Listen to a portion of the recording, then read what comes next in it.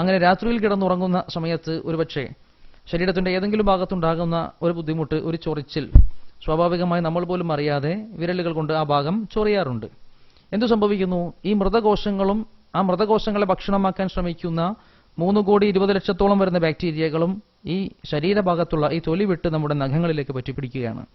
സ്വാഭാവികമായി നമ്മൾ കിടന്നുറങ്ങുന്നു. രാത്രിയിൽ കിടന്നുറങ്ങുമ്പോൾ എത്ര തവണ ശരീരം ചൊരിഞ്ഞു എന്ന് ചോദിച്ചാൽ ഉത്തരം പറയാൻ പറ്റുന്ന ആളുകളില്ലല്ലോ. സ്വാഭാവികമായും നമ്മൾ പോലും അറിയാതെ പലതവണ ശരീരത്തിന്റെ വിവിധ ഭാഗങ്ങൾ, പ്രത്യേകിച്ച് നമ്മുടെ പ്രൈവറ്റ് പാർട്സ് പോലും നമ്മൾ പോലും അറിയാതെ പലതവണ അത് സ്പർശനത്തിന് വിധേയമാകുന്നുണ്ട്. രാവിലെ ഉറക്കം എഴുന്നേൽക്കുന്നത് 3,20,00,000 വരുന്ന ബാക്ടീരിയകളെയും ശേഖരിച്ചു വെച്ചിരിക്കുന്ന കൈകളും നഖങ്ങളുമായിട്ടാണ്.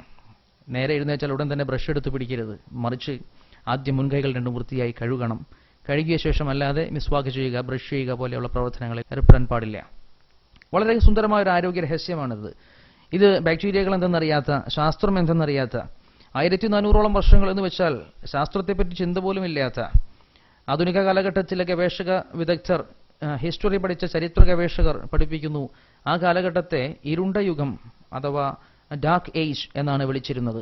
ഒരർത്ഥത്തിലും സാക്ഷരത ഉള്ള ഒരാൾ പോലും ഇല്ലാതിരുന്ന ആ കാലഘട്ടത്തിൽ ഒരുവൻ ഉറക്കം എഴുന്നേറ്റാൽ ഏറ്റവും ആദ്യം മുൻകൈകൾ രണ്ടും വൃത്തിയായി കഴുകട്ടെ സയ്യിദുനാ മുഹമ്മദ് റസൂലുള്ളാഹി സ്വല്ലല്ലാഹു അലൈഹി വസല്ലമ തങ്ങൾ പ്രഖ്യാപിക്കുകയാണ്. അതിന് കാരണവും മഹാനായ പ്രവാചകർ അവിടെ പറഞ്ഞു വെക്കുന്നുണ്ട്. ഒരുവൻ ഉറങ്ങുമ്പോൾ അവന്റെ കൈകൾ എവിടെയാണെന്ന് അവൻ അറിയുന്നില്ല. വളരെ മനോഹരമായൊരു പ്രഖ്യാപനം നമുക്കിവിടെ കാണാൻ പറ്റും.